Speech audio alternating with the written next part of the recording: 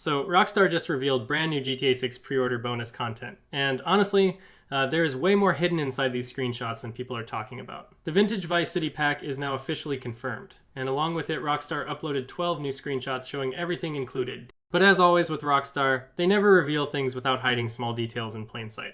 So let's go through every screenshot and see what they quietly showed us. Starting with the very first image. Here we can see Jason and Lucia standing outside the Ocean View Hotel. Now, longtime GTA fans immediately know why this location matters. Because in the original Vice City, this was the very first safe house players got access to. So the fact Rockstar chose this exact location here probably isn't random. There is a very good chance this place will have callbacks or hidden references for older fans. But look closer, Lucia's hairstyle and outfit clearly seem inspired by classic Scarface aesthetics.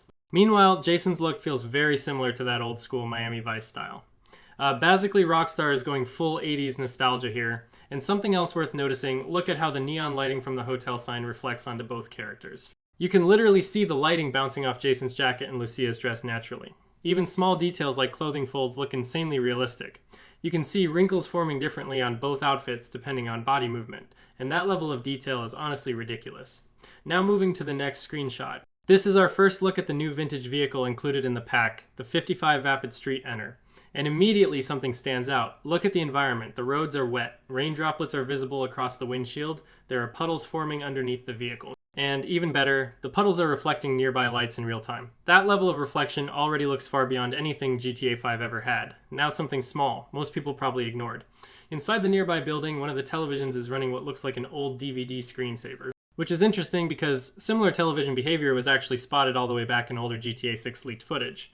Meaning Rockstar has likely created random background television systems across the world. Tiny detail, but extremely immersive. Now Rockstar also confirmed something very interesting with this garage system. The personal garage included with this pack isn't just vehicle storage. It comes with a weapon locker. And more importantly, it allows players to store stolen goods before selling them later, which basically confirms fences are returning in GTA 6, meaning stolen items likely become an actual gameplay mechanic instead of instantly disappear. Now moving on to a close-up of the Stenner itself. This is where Rockstar's detail obsession becomes obvious. Look at the vehicle frame, you can actually spot tiny rust buildup around the windows, wear marks across the trim small aging details around the bodywork. And even through the window, the dashboard textures and steering wheel materials look incredibly detailed. This is not just a pretty car model, the interior itself looks fully modeled properly. Next screenshot, Jason driving with Lucia sitting beside him, and something interesting appears in the backseat. There's a duffel bag sitting behind them. Now maybe this means nothing, but it could suggest physical storage systems inside vehicles. We already know trunk storage may exist, so Rockstar clearly wants inventory to feel more grounded this time.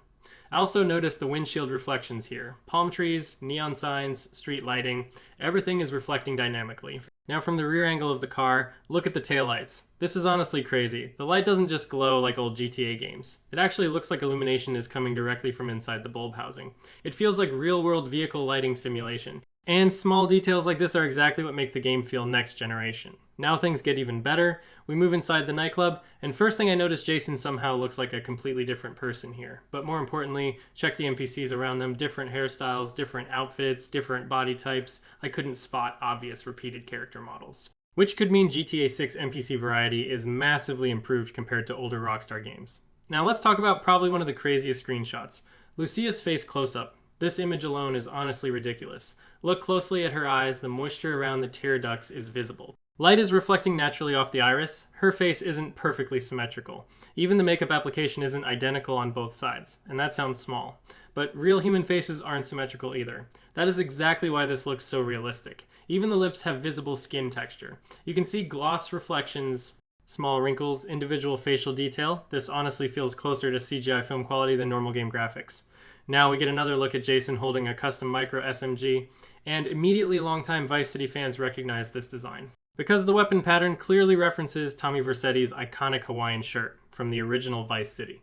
Rockstar knows exactly what they're doing with these callbacks, but once again, look closer at Jason himself. The threading on his suit jacket is visible, and even more impressive, his arm hair. Unlike older Rockstar games where body hair looked like flat textures, this genuinely looks like simulated individual hair strands, which is honestly insane. Then we move back to Lucia holding a drink against the Vice City skyline, and again, Rockstar is flexing detail. The liquid inside the glass behaves realistically. You can see tiny bubbles forming. Foam collecting at the surface, even her fingernails have different patterns instead of copy-pasted textures, and the lighting through her curly hair looks incredibly natural. This is the kind of detail most players won't even consciously notice while playing, but it makes everything feel far more real. Next close-up, Jason's face, and once again Rockstar went crazy. Individual hair strands visible, detailed eyebrows, freckles across his skin, visible sun damage on parts of his face. And honestly, it makes sense. This is Florida. Of course, someone living here constantly would show sun exposure naturally. Then finally we get the weapon pack showcase. And yes, both weapons feature Tommy Vercetti-inspired tropical patterns, but something else caught my eye. The duffel bag in the backseat appears again, and now it looks intentional. Rockstar keeps placing this bag everywhere, so vehicle inventory systems are looking more likely. And finally, the last screenshot. Jason and Lucia standing beside the Stenner on the beach during sunset. And honestly, this might be the most impressive image out of all of them. Look at the lighting interaction with their hair, especially Jason's hair here. The sunlight passes through naturally while casting shadows correctly onto surrounding surfaces.